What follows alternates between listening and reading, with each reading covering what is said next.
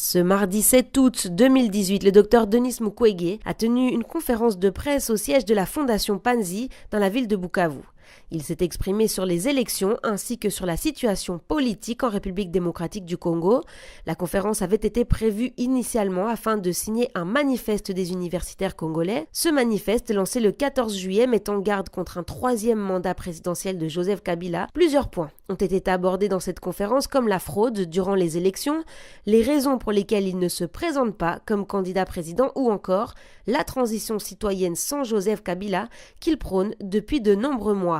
On l'écoute ici à propos notamment du manque de liberté et du système actuel dans le pays. Je n'ose pas croire une seule seconde qu'avec les systèmes que nous avons, nous pouvons soigner notre chère patrie. Un système où votre salaire n'est pas payé, mais celui qui est supposé vous payer dans la voie normale vient vous distribuer des billets de banque, vous paupérise et après il vous corrompt. Et lorsque vous n'acceptez ni cette corruption, vous subissez la répression. Je crois que ce n'est pas en reconduisant ces systèmes que nous allons soigner notre pays. Il faut absolument un changement des systèmes, il faut une nouvelle forme de gouvernance et on ne peut pas l'obtenir si le peuple ne peut pas s'exprimer librement.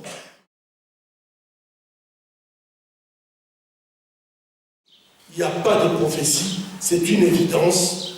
Quand vous voyez comment les élections sont organisées, dans un pays sans route, sans moyens de communication,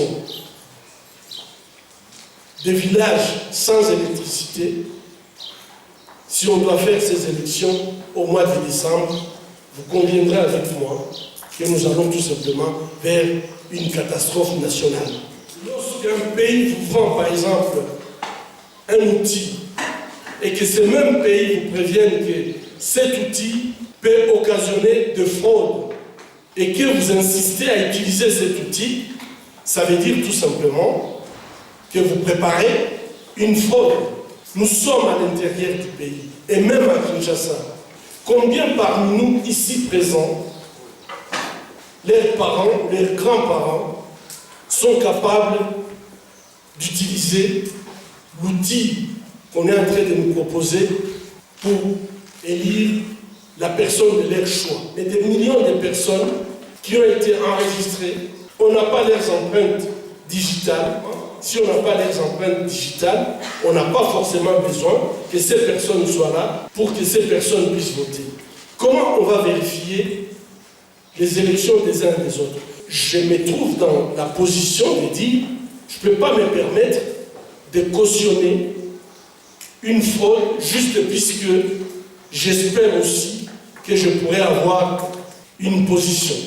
Lorsque certains candidats ont l'impression d'être exclus ou ils sont en prison, alors qu'il était prévu une décrispation avant les élections, je pense que nous allons tout simplement vers des contestations et le Congo, dans son état actuel, dans la souffrance que le peuple congolais connaît, nous n'avons pas besoin de nouvelles tensions politiques, nous n'avons pas besoin de nouveaux troubles.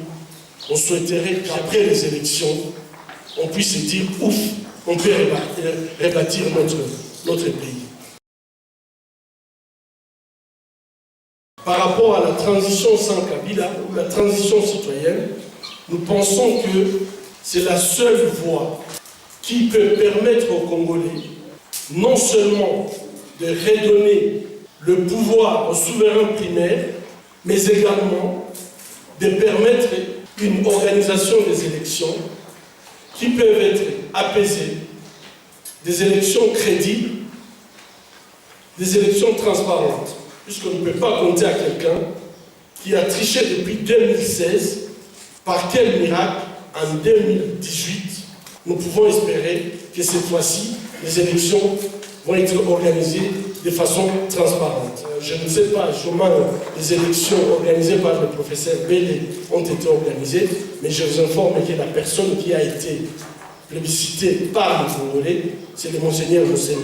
Mais il faudrait que ce soit des personnalités neutres, crédibles, qui peuvent remettre une base solide pour organiser des élections où tout le monde va pouvoir se dire les meilleurs à gagner.